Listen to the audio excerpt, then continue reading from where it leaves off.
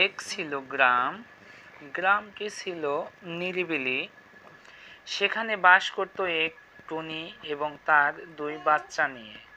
একদিন কি হলো, টুনি তার বাচ্চাদের খুঁজে বেড়াচ্ছে, কিন্তু কোনোভাবেই খুঁজে পাচ্ছে না। কোথায় গেল তার বাচ্চা দুটো। অবশেষে খুঁজে পেল টুনির সেই দুই বাচ্চাকে।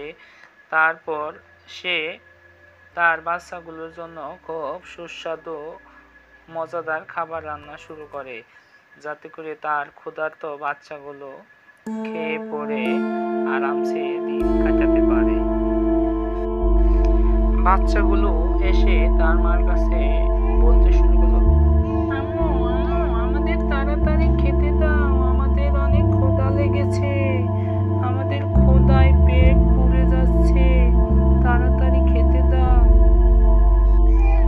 ঠিক তখন সেই মা পাখিটি বলল যে, দাঁড়াও, আর একটু অপেক্ষা করো আমার লক্ষ্মী সোনারা, তোমাদের জন্য রান্না করতেছি, তোমরাই তো খাবে।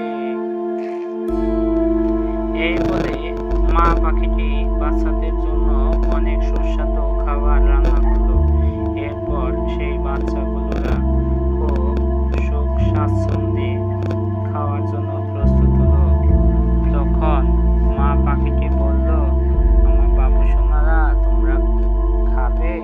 যাও, হাত মুখ ধুয়ে আসো, সুন্দর করে পরিষ্কার হয়ে আসো, তারপর খাবার খাও, কারণ তাতে অনেক নোংরা কিছু লেগে থাকতে পারে, তাহলে তোমরা অসুস্থ হয়ে পড়বে। আমার সোনারা,